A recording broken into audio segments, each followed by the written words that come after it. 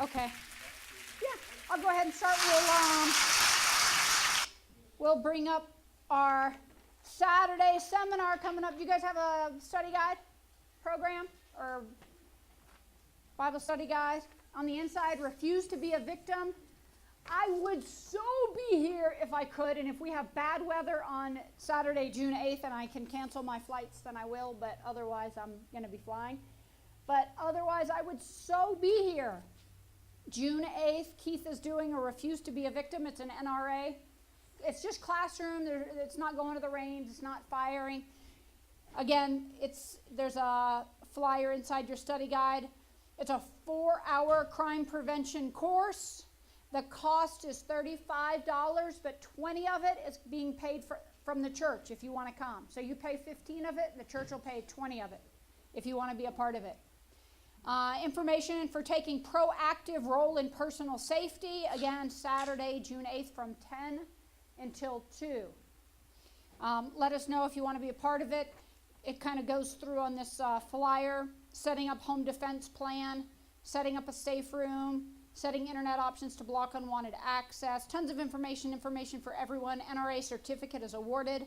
Again, it's a classroom seminar, no range or shooting required. Here is Keith's email. There's Keith's phone number. There's Keith's person.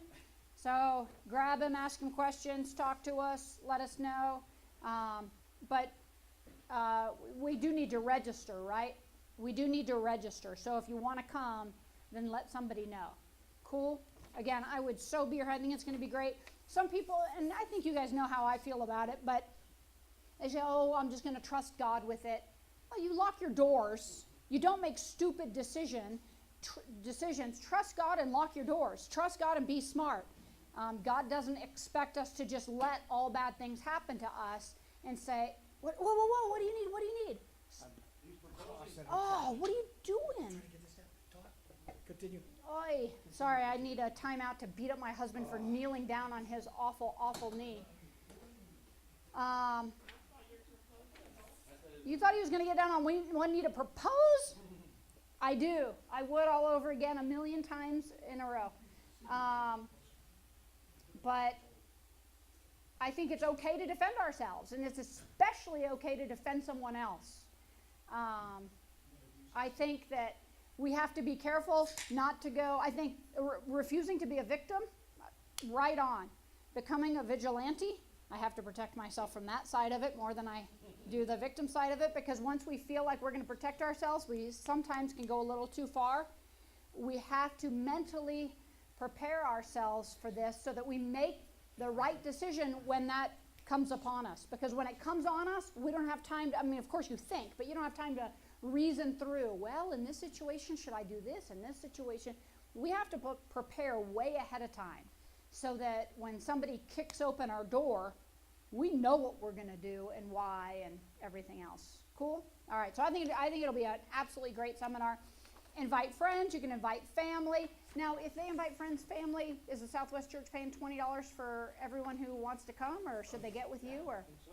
All right. I don't know, though, when you register online, I think you have to pay the full amount. I'm not sure how we'll work that. Or you can just email me. Can I? If you email me, or you can register, if you register through the NRA website, it doesn't make you pay. If you register through my website directly like you did, Yeah. it makes you pay the first $5 off the bat. So, either way, I can push $20 back. Okay, so we do- And then we'll figure it out. I'm not that concerned about the money Okay. side. I just need to know the numbers. Okay. So if you guys do register, or you have somebody register and they end up paying the full amount, we'll reimburse you. Yeah, and if you say, hey, I'm coming and I have 3 friends. Now, if 2 friends show up instead of 3, that's fine, but just so he has an idea. Kind of like when you throw a party, you want to know kind of how much food to prepare. He's going to feed us. I Not really. have to have so many packets. Well, there's gonna be food. How about donuts? there will How be. about So I just need to know how many packets, and there's like 20 people showing, I have 20 packets, and I have 25, it's not a big deal, but if I have 20 people I think are showing, and 50 show up, I'm not gonna have enough packets for everybody. Did we decide we're having pizza or something in there? I'm okay with Does that that. work for you? Yeah. I'm So okay we'll with have that. pizza in there. So there's food. man? Oh man, I'm gonna fly over. I'm gonna circle above and watch you guys go. We're gonna look up. I'm gonna buzz. Yeah, rock my wings. All right, cool. So if you have any questions, get with us or get with Keith. Cool? All right, everybody have a study guide? It is going to be here. Oh, yeah. Yep, Oh, then, here. Even better, right? yeah. Even better. Well, like for her, 'cause she can't go anywhere, but everywhere, and then that means I gotta pay. It'll be here. Cool? All right, any other questions? I'll pick her up. I'll fly around and... No, not really. Okay, everybody have a study guide. The good, the bad, and the ugly. Relationships. Over the next few weeks, we're going to be looking at the good, the bad, and the ugly relationships. I said relationships are impossible, but they're imperative. Relationships are hard, right? They're just, I mean, besides being married, because that's the easiest relationship of all, right? Women, do not roll your eyes. Do not. Actually, I'm the only one that can see you, so roll your eyes all you want. I'm rolling them on the inside. Not really. I'm just kidding. Relationships are hard. I said impossible because it starts with an I, but they are imperative. Second only to our relationship to Jesus is our relationship to others. Love the Lord your God with all your heart, soul, mind, and strength, and love your neighbor as yourself. And in other passages, it's clear your neighbor is anyone you may come across. Friend, family, acquaintance, stranger. Our relationship to others is imperative. I said the Bible's like a family album showing the best and worst examples of what human beings are capable of doing to one another. Anyone who says that the Bible is boring has not read it. They just haven't. It is an amazingly interesting book that is, for the most part, pretty simple to understand. It's like reading through a novel and through the Old Testament. There's some difficult parts, granted, but it's not as difficult as people make it out to be. All right, without looking ahead, and for those of you who have looked ahead, don't answer. But besides it, the one that if you looked ahead, what good relationships can you think of in the Bible? Good relationships. We have the whole Bible. We have hundreds of relationships documented in the Bible. Can you think of any good relationships where you would say, ooh, I wish that were me and my husband, or ooh, I wish that were me and my kid, or I wish that were me and my neighbor? Good relationships in the Bible. Are they easy to think of or hard to think of? Good ones. What are good ones? Yeah, can you think of bad examples of bad relationships? Adam and Eve. Was Samson and Delilah a good relationship until she turned bad, or was it always bad? It was always bad. Always bad. She was horrible, and he was stupid. The way most relationships are. The dudes are stupid, and the women are of the devil. Really. It is the epitome of a stupid relationship of a guy saying, oh, but she's hot. Yeah. Oh, she's hot. They get together. She takes advantage of him. He patronizes her and plays her around. No, plays with her mind, whatever. And shut up over there. I hear you laughing. Oh, what an awful relationship. It's easy to think of bad relationships in the Bible. I think virtually all of the Bibles, the relationships that are documented in the Bible, well, I could poke holes in them. Look, I know I'm cynical. So I know I'm looking at this through my cynical lenses. But there was a book that I came across as I was researching for this called Couples of the Old Testament. And it's actually, well, look at, these are the table of contents. Couples of the Old Testament, Adam and Eve, ideal companions. What would I say to that? You kidding me? I would scoff and say, are you kidding me? Adam and Eve? They should have been. They should have been ideal companions, but were they? I mean, the first interaction we see them having is her sinning, her dragging him into it, and then she blames Satan, and then he blames her, and then they get cast out. How is that an ideal companionship? That's not ideal companionship, and these aren't sarcastic titles. What's that? God saw that it was good. Yeah, God made it good. They turned it bad. Yeah, they messed it up. Another chapter in this book, Abraham and Sarah waiting together. Oh, see. Oh, brother. Are you kidding me? Now, again, I'm only looking at the negative side because that's just kind of who I am. They got tired of waiting. Sarah said, go sleep with the maid, and that way we can have her child. And then Sarah ends up kicking out the maid and her innocent baby to die. How awful is that? It was a horrible, and then he lied about her. Well, half lied, she's my sister, and you guys know Abraham and Sarah. What's next? Jacob and Rachel. Isn't that the one where he slept with the sister first? Well, he married the sister first, and then he ended up marrying Rachel, and then Leah and Rachel, their entire married life, trade him off for sex every other night and say, okay, you can have our husband tonight if you give me these mandrakes. They traded him for fruit? For fruit! For fruit! Well, was Jacob the one who worked for the father? Yeah, for Laban, for the uncle. Yeah. So these two women are both sharing the same guy and literally trading him off. And there were handmaidens as well. So there were at least 2 wives and 2 porcupines, so there were at least 4. Bless his heart. Bless his heart. I know, I was thinking, okay, I shouldn't be too judgmental. So Abraham and Sarah, maybe I would do the same thing. And then I thought, who am I kidding? I'm not going to say I'd go sleep with the maid. I'd never see him again. We'd have to hire more. No, sorry. You know what I mean. Dudes are dudes. Hosea and Gomer. You guys may not remember Hosea and Gomer. I think that's supposed to be unconditional love. Unconditional love. Maybe on his side. No, not on his. He had unconditional obedience. God said, go marry this prostitute. She's going to be unfaithful. I haven't gone back to review it all, so I'm paraphrasing for God here, but she's going to be unfaithful and you're going to take her back. Because she was already a prostitute. I think she was already a prostitute when they married. He said, go take her. And Hosea was incredibly obedient. And maybe she was hot too and he didn't care, but so be it. Then she starts, can I say whoring around? No. Oh, she starts doing that. Well, I don't know how else to say it. We don't do the King James here. Oh, is that King James? She was a whoring around. She was hitting the streets. And then God said, hey, she's over at Bethel's house. Go drag her out and go take her back. I bet she was stinky and nasty and gross. Are you kidding?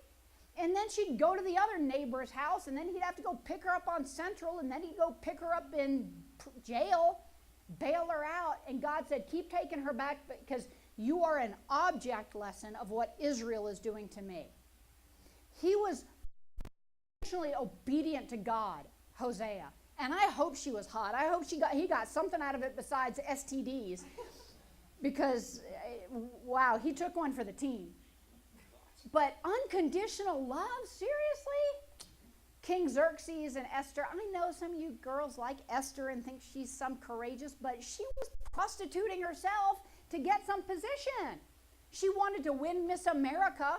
To just be one more of the group. Yeah. So she basically made herself look real pretty, and apparently, like, when her night came to be with him, who she wasn't married to, he was still picking which one kind of won the contest, and she pleased him more than any of the other ladies.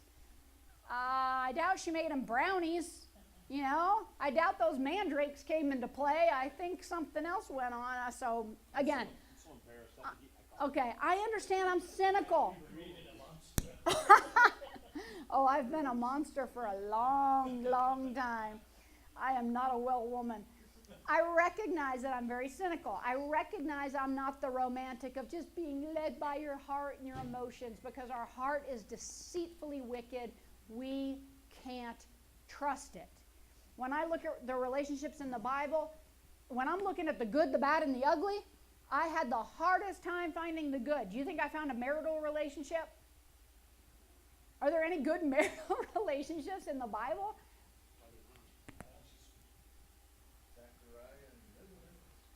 You know what? That's a good point. I found 2, and I thought those belong at Christmas. Joseph and Mary. I think that's a great example. And Zachariah and Elizabeth. Those are the only 2 that I could come up with as well. And I think those are great examples. We don't know a lot about them. We know more about their kids, obviously, Jesus and John the Baptist, than we know about them. But I think those are the only 2 examples. And there really isn't enough to say except for, wow, they were obedient. They did it. They just were obedient. But the best example I could come up, okay, turn your pew Bible, 1 Samuel 18. It is page 280 in your pew Bible. That's where we're going to be, but I want you to flip back a couple chapters just for context. Because what does 18 say? What's in your Pew Bible? There's like a chapter title. What does it say? Oh, page 280 in your blue Bible. Saul's jealousy of David. Saul's jealousy of David. Who is Saul? Saul is Paul, right? That's another Saul who became Paul. But he was king of Israel. Was he the first king, second king, third king? First king of Israel. First king. So why in the world would he be jealous of David? Let's go back, just flip back a page and look at the chapter title on 17. What does 17 say? David and Goliath. Now when we think of David and Goliath, how old was David? We don't know the exact, but about, would you say 14, 15? He was a kid. He was a kid. He was too young to be fighting with his older brothers. When he put on, if you remember the story, when he put on Saul's armor, it was too big. It knocked him over. He couldn't wear it. It was too heavy. He was a little boy. You know, not a 5-year-old little boy, but probably a young teenager, 14-ish or so. So why in the world would a king of Israel be jealous of David? So now turn back again another chapter. Again, we're doing this for context so that we know when we're reading in 1 Samuel 18 what this is all about. Ooh, let's look, what's the title of chapter 15? We'll go back too. Chapter 15, 1 Samuel, what's the chapter title? The Lord rejects Saul as king. Do you remember? Here, we're going to read some of this. Basically, my part, if you look at this, just so you know, if you look at this, my part is down here in the red. It's nothing. All of this, we're going to be reading through the Bible passage so you can see it for yourself. Because again, the story speaks for itself. But I'm a fast reader. The Lord rejects Saul as king. So again, Saul was the first king of Israel. God himself chose him through Samuel. Samuel's a cool little dude. We'll talk about Samuel another time. But Samuel's a cool little... Well, whose son was Samuel? Hannah. Now, I have my issues with Hannah as a mother. The fact that she felt so empty as a person until she had a child and then just gave that child to this priest who had horrible, rotten sons, and he was a horrible, rotten dad. Again, I know I'm being very judgmental, but they were awful. And maybe it was okay for her to say, oh, but I need a son and I'll give him to you. So she has a son and then just dumps him off at the door of the church and says, you raise him because I need to feel complete as a woman. Whatever. But because she was being made fun of. So what? Suck it up. Be made fun of. You're not more of a woman because you have 1 or 10 or 12 or whatever, but whatever. Samuel was a cool little dude. Samuel, actually, he loved Saul, and we'll see this later, but he is incredibly obedient to God. He's very bold. He said, Samuel said to Saul, I am the one the Lord sent to anoint you king over his people Israel. So listen now to the message from the Lord. This is what the Lord Almighty says. I will punish the Amalekites for what they did to Israel when they waylaid them as they came up from Egypt. Now go, attack the Amalekites and totally destroy everything that belongs to them. Do not spare them. Put to death men and women, children and infants, cattle and sheep, camels and donkeys. Now, do I read that and just go, oh, would that be hard to do? Oh my goodness, that would be horrible. Horrible. If we're going to use our sensitivities and our sensibilities in front of what God says, we wouldn't have done it either. So either like most of our friends and relatives say, God is a horrible God, I could never follow him, or there's more to this sin thing than we realize. That's right. More to this disobedience than we realize. That's right. Tony said if we're like our friends and family who say God is a horrible God. When the first time I read through the Old Testament, I was a college kid, first year college.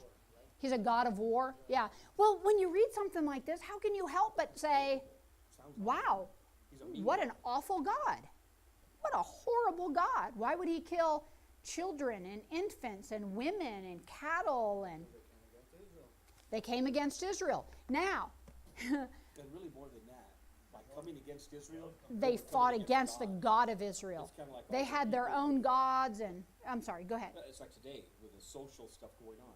It's not so much the women's rights or gay rights or this right or that right.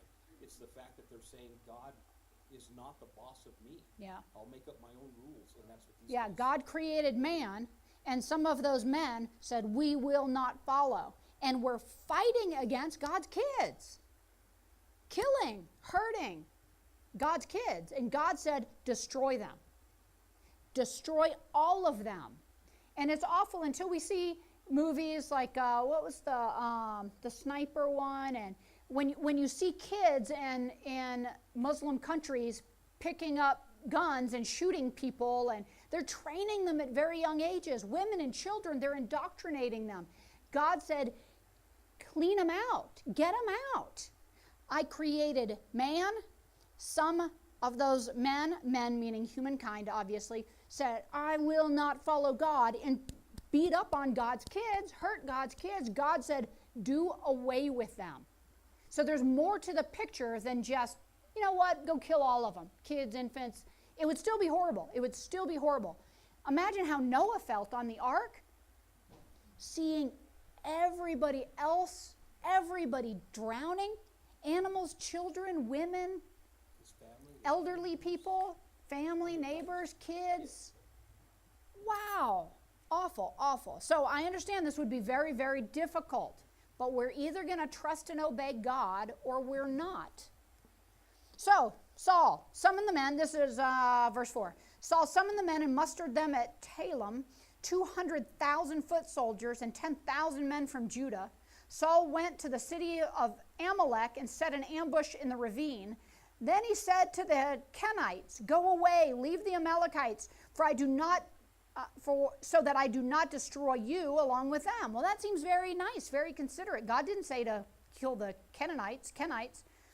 For you showed kindness to all the Israelites when they came up out of Egypt. So the Kenites moved away from the Amalekites. Then Saul attacked the Amalekites all the way from Havilah to Shur to the east of Egypt. He took Agag, king of the Amalekites, alive. And all his people he totally destroyed with the sword.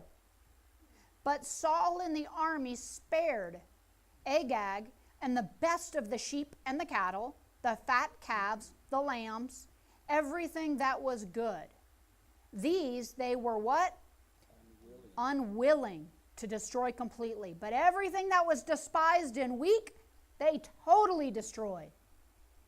Then the word of the Lord came to Samuel. I am grieved that I have made Saul king, because he has turned away from me and he has not carried out my instructions. Samuel was troubled and he cried out to the Lord all that night.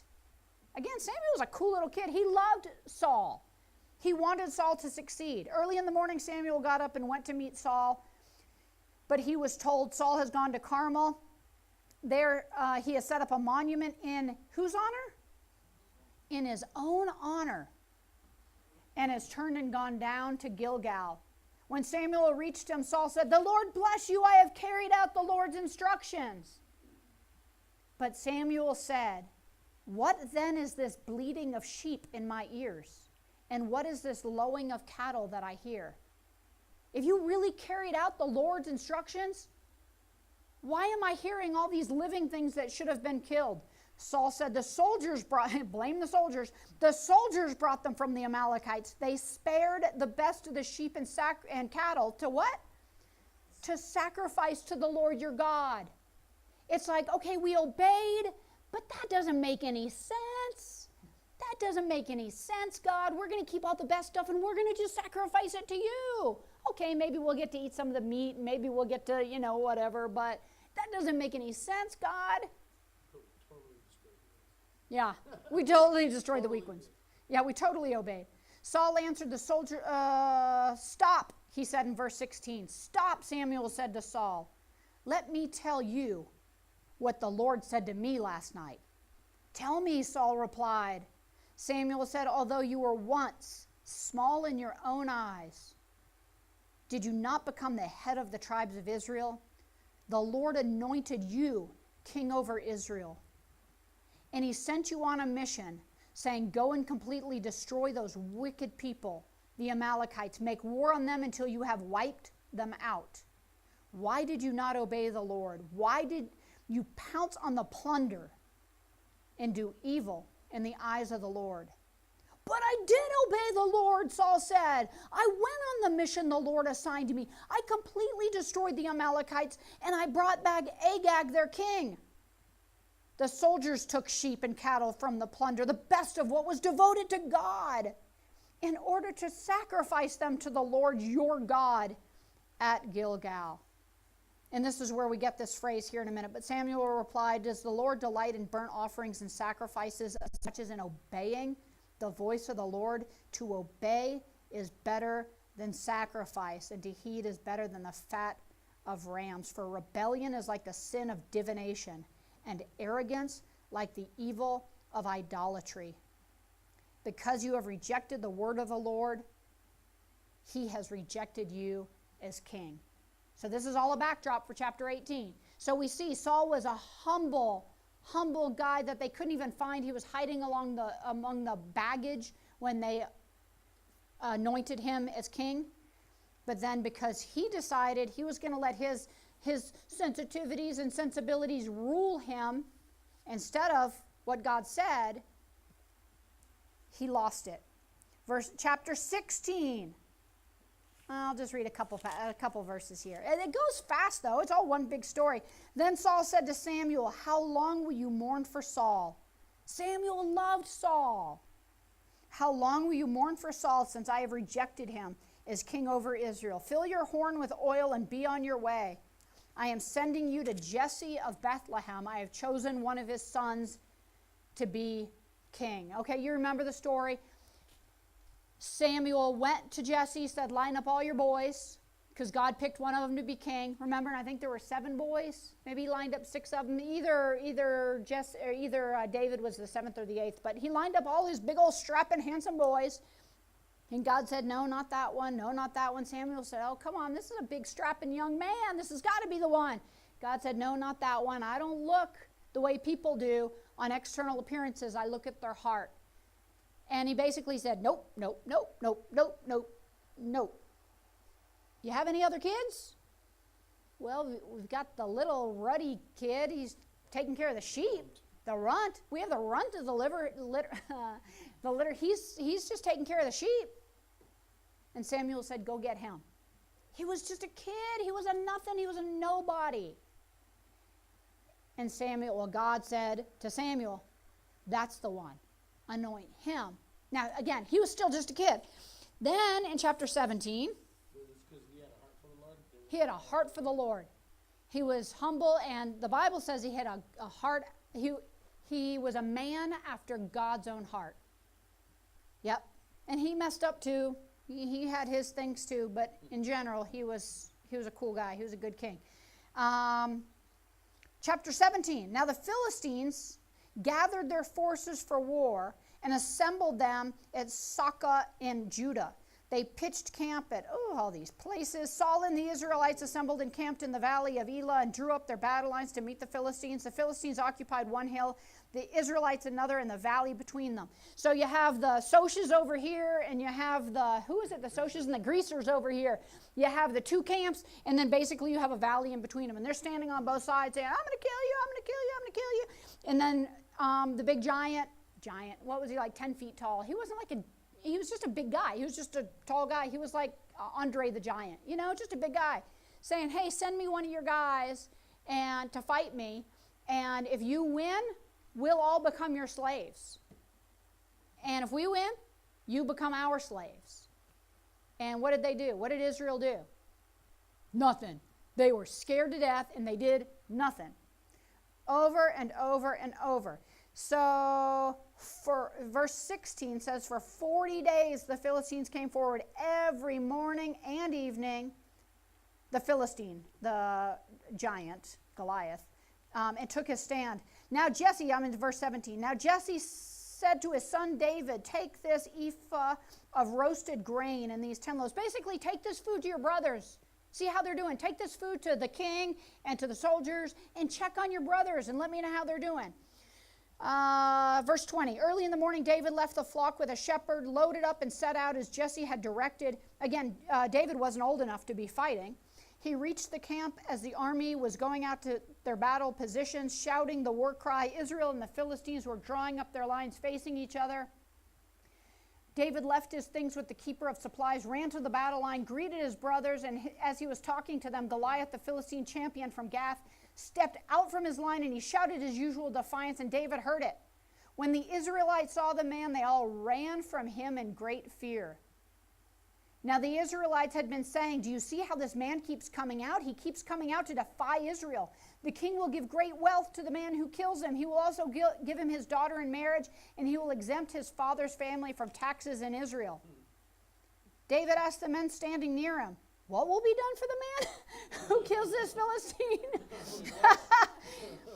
Who is this uncircumcised Philistine that he should defy the armies of the living God? David was the first one to bring God into this discussion at all. Verse 27, they repeated to him what they had been saying and told him, this is what will be done for the man who kills him. When Eliab, David's oldest brother, heard him speaking with the men, he burned with anger at David and said, why have you come down here? And with whom did you leave those few sheep in the desert? I know how conceited you are and how wicked your heart is. You came down only to watch the battle. That's his brother. Now what have I done, said David. Can't I even speak? That's a brotherly kind of relationship, right? He then turned away to someone else and brought up the same matter, and the men answered him as before. What David said was overheard and reported to Saul, and Saul sent for him. Saul, the king of Israel, sent for David, this little kid. David said to Saul, let no one lose heart on account of this Philistine. Your servant will go and fight him. I'll take on this guy. Saul replied, you're not able to go fight against this Philistine and fight him. You're just a little boy. He has been fighting man from his youth. But David said to Saul, your servant has been keeping his father's sheep. When a lion or bear came and carried off a sheep from the flock, I went after it, I struck it, and I rescued the sheep from its mouth. When it turned on me, I seized it by its hair, I struck it, and I killed it. Your servant has killed both the lion and the bear. This uncircumcised Philistine will be like one of them because he has defied the armies of the living God. The Lord who delivered me from the paw of the lion and the paw of the bear will deliver me from the hand of this Philistine. And Saul said to David, go and the Lord be with you. Then it continues on. Well, then Saul dressed David in his own tunic. He put a coat of armor on him and a bronze helmet on his head. David fastened his sword over the tunic and he tried walking around because he was not used to them. I can't go in these, he said. I'm not used to them. And he took them off. He took a staff in his hand, 5 smooth stones. You know the story. Who won, David or the Philistine? David. And he basically said, well, look at verse 45. The passage is too good for me just to skip around, but look at 45. David said to the Philistine, you come against me with sword and spear and javelin. I come against you in the name of the Lord Almighty, the God of the armies of Israel, whom you have defied. This day the Lord will hand you over to me, and I'll strike you down and I'll cut off your head. Today I will give the carcass of the Philistine army to the birds of the air and the beasts of the earth, and the whole world will know that there is a God in Israel. And all those gathered here will know that it is not by sword or spear that the Lord saves, for the battle is the Lord's, and he will give all of you into our hands. And the Philistine ran at him, and he that was pretty much the whole rest of the story, right? So David was a hero. David, did he save Saul's butt? Absolutely. He saved Saul. He saved everybody in Israel. He was just a kid. He was a hero. All of this takes us to what? Chapter 18. That's where we started. Saul's jealousy now of David. Well, look, I just want you to jump up one verse. Verse 58 of 17. Saul said, whose son are you, young man? And David said, I am the son of your servant Jesse of Bethlehem. They had a good relationship. He's like, wow, who are you, kid? Who are you? Hey, we're your servant. We're here for you, Saul. Chapter 18. After David, and this is in your study guide now. There was no reason for me to really put it in your study guide since we're reading it right out of the Bible, but that's even better, right? But when you go home tonight, you can kind of look at it in your study guide. I think I put most of it in your study guide, but not all of it. Chapter 18, verse 1. After David had finished talking with Saul, Jonathan became one in spirit with David, and he loved him as himself. Who's Jonathan? Saul's son. Jonathan is Saul's son. And Jonathan saw how David made his decisions, and he loved him. Now, what do people say in today's culture who twist this around? After David had finished talking with Saul, Jonathan became one in spirit with David, and he loved him as he loved himself. From that day,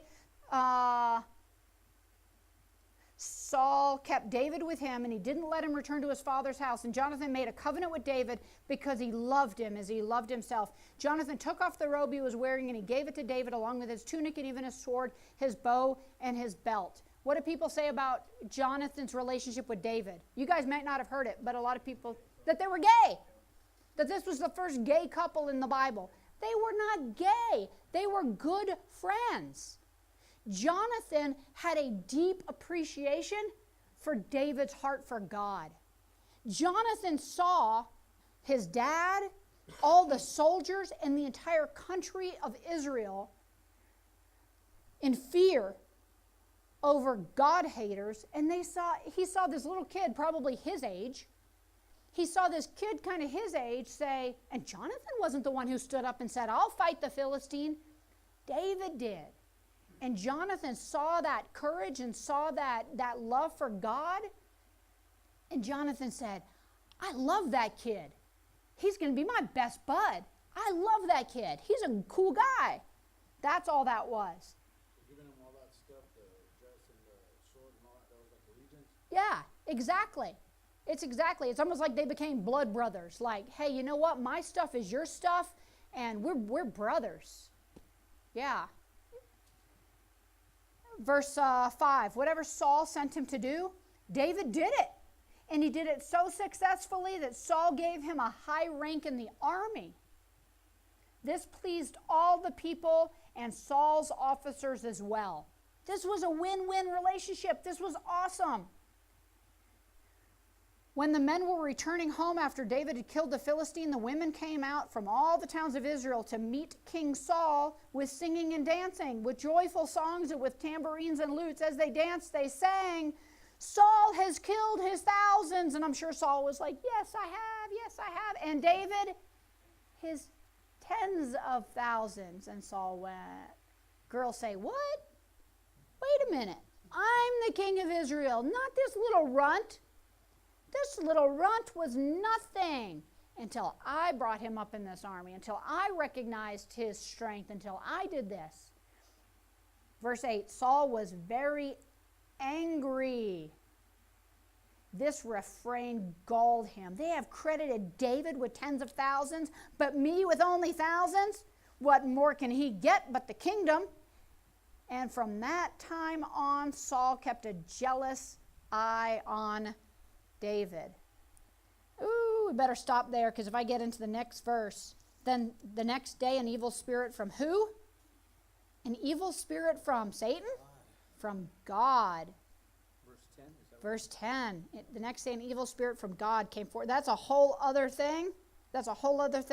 But basically, well, let's just finish that verse. He was prophesying in his house while David was playing the harp as he usually did. Saul had a spear in his hand, and he hurled it, saying to himself, I will pin David to the wall. From that point on, again, David was a hero. David was on Saul's team. David was trying to take nothing from Saul. David was helping Saul be successful. But Saul, even though he was once small in his own eyes, wasn't so small in his own eyes anymore, and he just couldn't take it.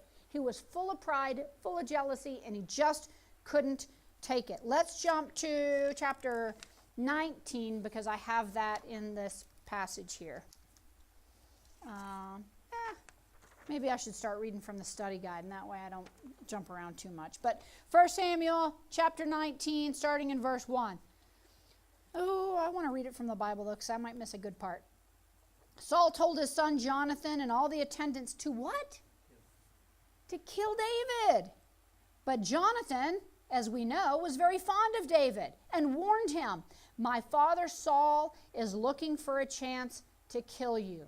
Be on your guard tomorrow. Go into hiding and stay there. I will go and stand with my father in the field where you are. I will speak to him about you, and I will tell you what I find out. Jonathan, verse 4, Jonathan spoke well of David to Saul, his father, and said to him, let not the king do wrong to his servant David, for he has not wronged you, and what he has done has benefited you greatly. He took his life in his hands when he killed the Philistine. The Lord won a great victory for all Israel, and you saw it, and you were glad. Why then would you do wrong to an innocent man like David by killing him for no reason? Saul listened to Jonathan in verse 6 and took this oath, as surely as the Lord lives, David will not be put to death. So Jonathan called David, told him the whole conversation. He brought him to Saul, and David was with Saul as before. Already, we can see Jonathan's character, Jonathan's courage. He stood, how hard is it, first of all, to stand up to your father? His father was the king of Israel. That was treasonous. For his son to say, Dad, you're wrong. Dad, you are messing up. And I love, Tony and I have said before, and we don't mean this bad, but kind of like this. We say we don't stand with principles. People, this is going to make it sound really bad. We don't stand with people, we stand with principles. Meaning, let's say Tyler. Tyler's our grandson. He was with us he's still our grandson. He was with us for a lot of years. He lived with us for a lot of years. Let's say he were to steal from the neighbor. We're not going to say, hey, he's our kid. And, we're not going to become like homies. Yeah, that's right. That's right. You're going to go next door. You're going to say, look, this is what my kid did. Here's your stuff. He's sorry. And if he's not sorry, he's about to be sorry. We're not going to try to protect him when he did wrong. Does that make sense? So that's what we say when we say we don't stand with people, we stand with principles. We don't get all low spa, all gangsta, all, hey, this is... My kid, you're messing with That's me. right. You mess with my kid, you mess with me. I don't care what stupid thing he did. I've got his back. You got his back in the sense that you're going to love him no matter what, but that doesn't mean you're going to support him and you're going to stand by him. That's what Jonathan did, not only to his dad. That had to be hard. Jonathan did that to the king of Israel and said, Dad, you're wrong. He has done nothing bad to you, but the Lord, now Jonathan's starting to bring up God. David was the first one that brought the Lord into this whole conversation. Now Jonathan's bringing up the Lord, saying the Lord gave us victory through David, and you were glad. He's innocent. He hasn't done anything to you. Don't harm him. And Saul listened temporarily. All right, let's jump to chapter 20. Then David fled from Naioth at Ramah and went to Jonathan and asked, what have I done?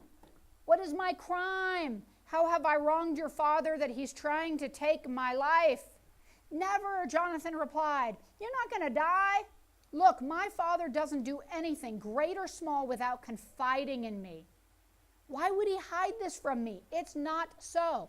It sounds like Saul and Jonathan had a good relationship, had a strong relationship. They were tight. It sounds like. Jonathan had the freedom to talk to his dad, and his dad, according to Jonathan, hey, he doesn't hide anything from me. I'm his right-hand man. He'll share it with me, and no, you're not going to die.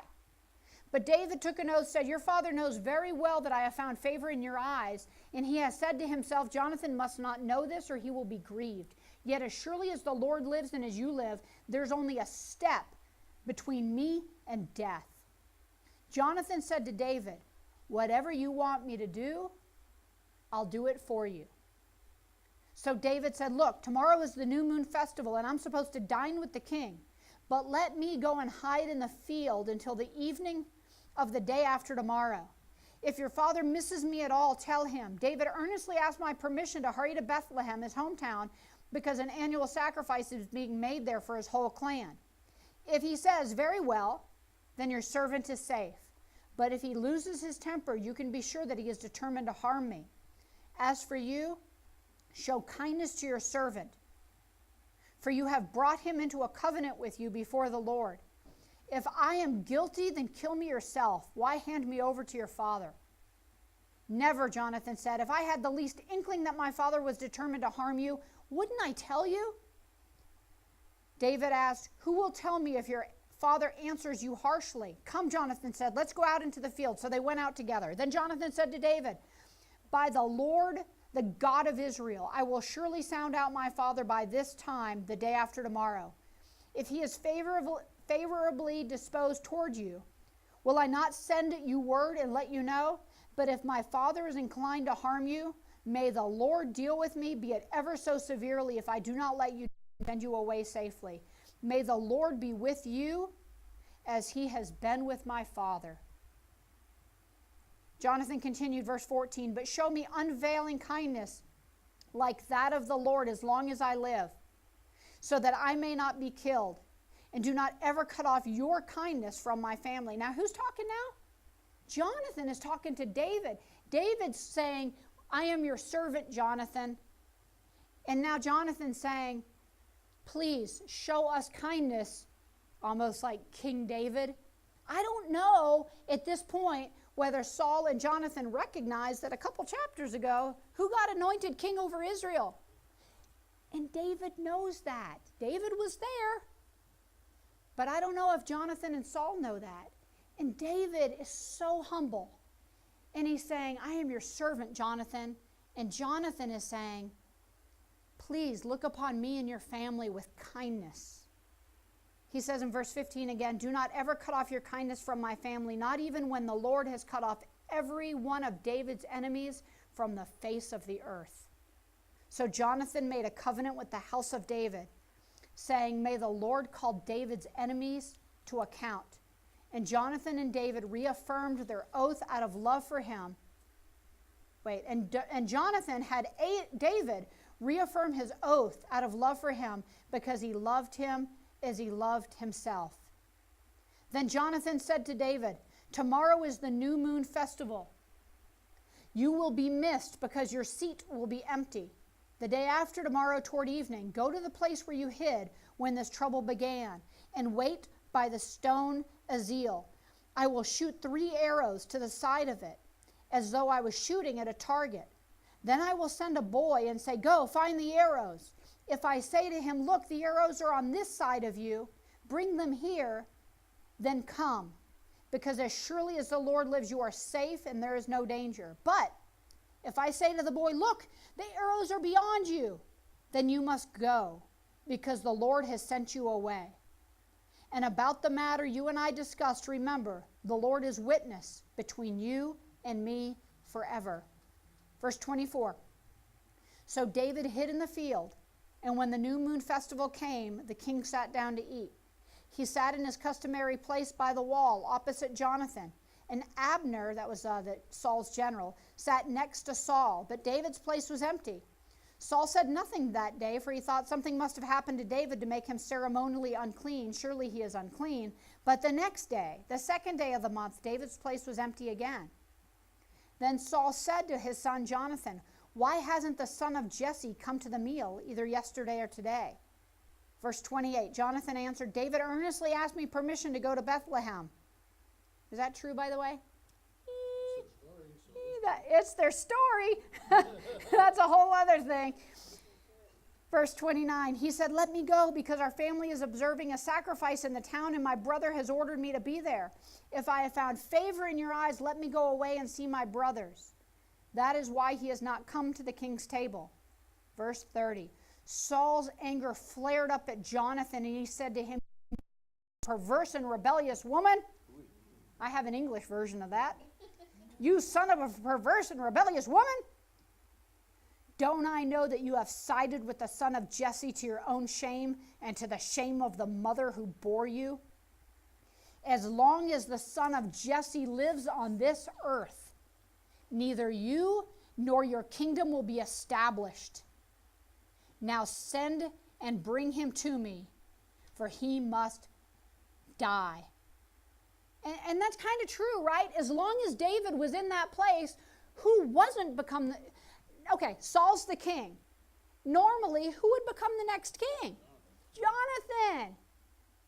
So what he said is pretty accurate. As long as David's here, you're not going to become king. So, you know, Jonathan had all the reason in the world to say, you know what? That son of a perverse and rebellious woman, my dad's right. He is the only one standing between me and my rightful kingship. But what did Jonathan say in verse 32? Why should he be put to death? What has he done? Jonathan asked his dad. But Saul hurled his spear at Jonathan to kill him. And then Jonathan knew that his father intended to kill David. Yes. Yeah, I guess. Jonathan got up from the table in fierce anger. On that second day of the month, he did not eat because he was grieved at his father's shameful treatment of who? Of David. He wasn't in fierce anger because of the way his dad tried to kill him. He was in fierce anger because of the shameful way treatment of David, that his dad treated David. Verse 35, in the morning Jonathan went out to the field for his meeting with David. He had a small boy with him, and he said to the boy, run and find the arrow that I shoot. As the boy ran, he shot an arrow beyond him.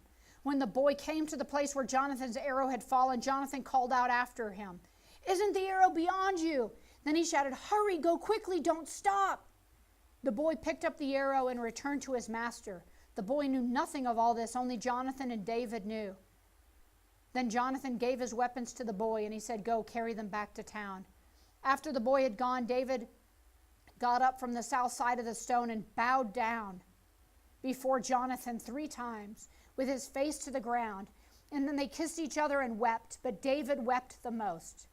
Jonathan said to David, go in peace, for we have sworn friendship with each other in the name of the Lord, saying, the Lord is witness between you and me, between your descendants and my descendants forever.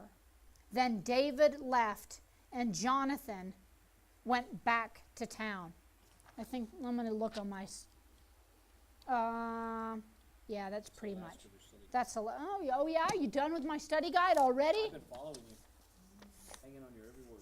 All right, we're talking about relationships. The good, the bad, and the ugly. A good relationship. Who demonstrates in this story? There are lots of relationships with this story.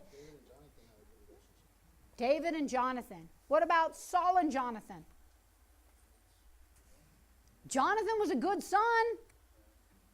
Jonathan cared enough about his dad to set him straight. Jonathan could have just said, you know what? My dad's old. He doesn't know what he's doing. Go do your thing. God is with you, David. Jonathan clearly knew at that point that God was with David. God said, Jonathan said, may God wipe away all the enemies out from before you, David. May he give you all the success. Please remember me and your family and my family so that your family and my family, you can look out for us. Jonathan knew. Jonathan was a good son. Jonathan, if you continue reading through the story, we can't really read through it now.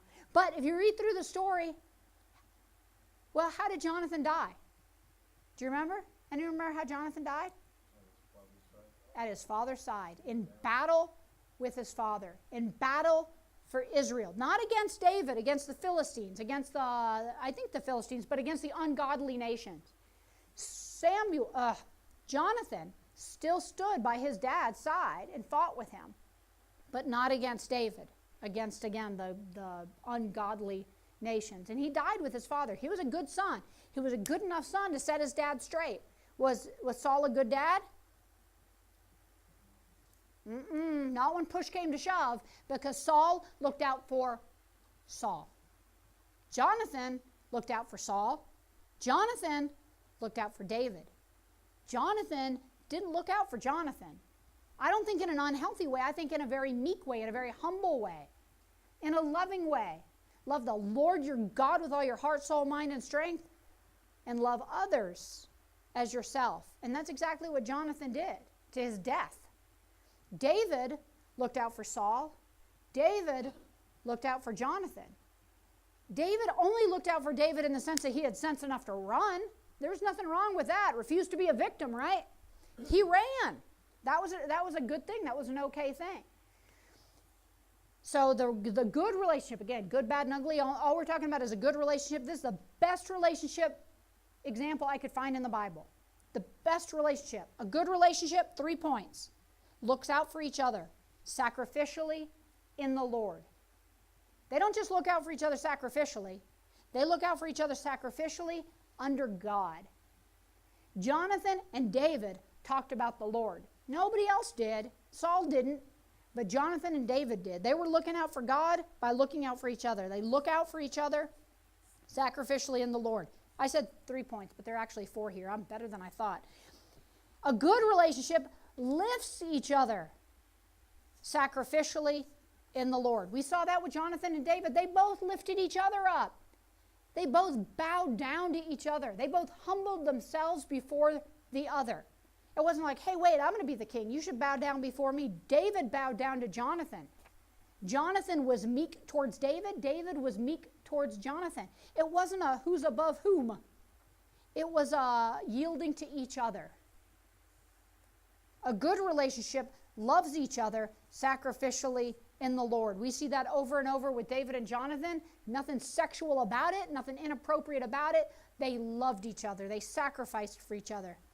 And a good relationship is loyal to each other, but again, sacrificially in the Lord. Not like lospa, not like you mess with me, my kid, you mess with me. They were loyal to each other. Looking out for each other, lifting each other, loving each other, loyal to each other, those are all good qualities. As long as it's done under God, for God's ultimate benefit. Make sense? All right, so that's the good. Next week, the bad. And then the next week, the ugly. Cool? All right, let's pray. Lord Jesus, thank you for loving us, even when we don't deserve it. God, thank you that you've given us each other. And God, as difficult as relationships can be, help us be that kind of a friend to those around us. God, help us lift up our friends and be loyal to our friends and love our friends and look out for our friends. But God, help us remember that it all needs to be done for you and in your name, to the benefit of you and to the benefit of others. God, help us be that kind of friend. We love you. We praise you. It's in Jesus' name we pray. Amen. Amen. Amen. 1 minute early.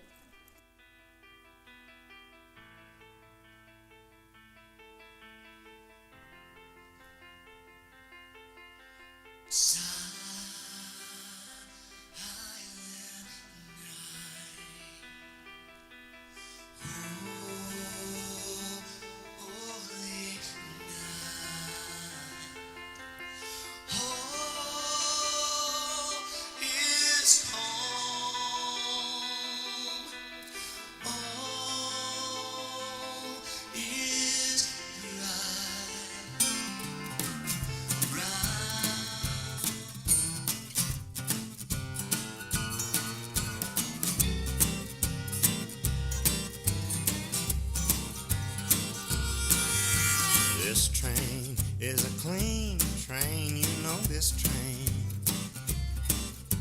This train is a clean train, I said this train.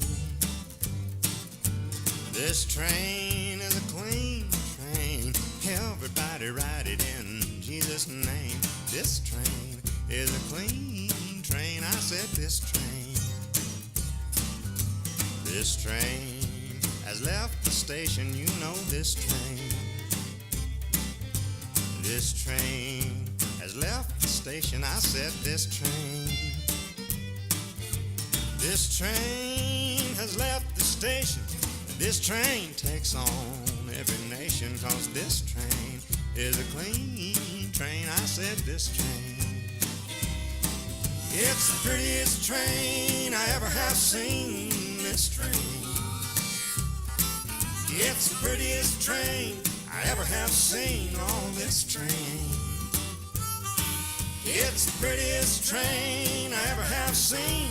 But if you want to ride, you better get redeemed, 'cause this train is a clean train. I said this train, hey, this train is bound for glory. This train is bound for glory. I said this train, hey, this train is bound for glory.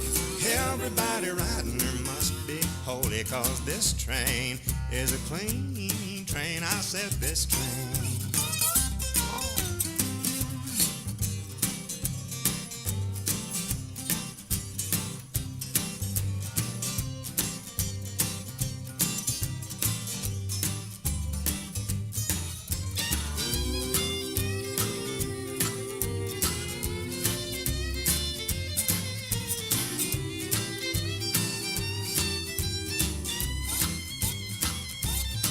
Hey, this train don't pull no jokers. I said this train. This train don't pull no jokers. This train. Hey, this train don't pull no jokers, no tobacco chewers, and no cigar smokers, 'cause this train is a clean train. I said this train. This train is a clean train. I said this train. This train is a clean train. I said this train. This train is a clean train. Everybody ride it in Jesus' name, 'cause this train is a clean train. I said this train. Hey, this train is a clean train. I said this train.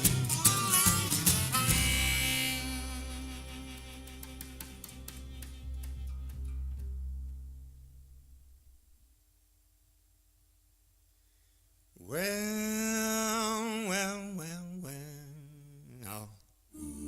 I look over yonder,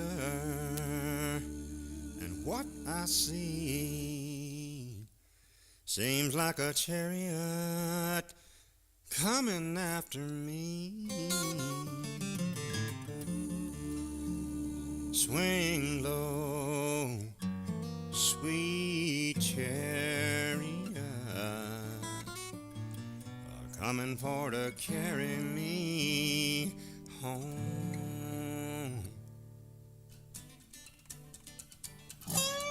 Why don't you swing down, chariot, stopping, let me ride. Swing down, chariot, stopping, let me ride. Rock me, Lord, calm and easy. I got a home on the other side. Swing, swing, swing. Swing, swing. Well, Ezekiel was out in the middle of the field. Said he saw an angel with a chariot wheel. He wasn't too particular about the chariot wheel. He just wanted to see how a chariot feels. Why don't you swing down, chariot, stopping, let me ride. Swing down, chariot, stopping, let me ride. Rock me, Lord, calm and easy. I got a home on the other side. Swing, swing, swing. Swing, swing, swing. Well, Ezekiel went down and he got on board. The chariot went bumping on down the road. Zeke wasn't particular about the bumping of the road. He just wanted to lay down his heavy load. Why don't you swing down, chariot, stopping, let me ride. Swing down, chariot, stopping, let me ride. Rock me, Lord, calm and easy. I got a home on the other side. Well, I got a father in the promised land. I ain't stopping till I shake his hand. Rock me, Lord, calm and easy.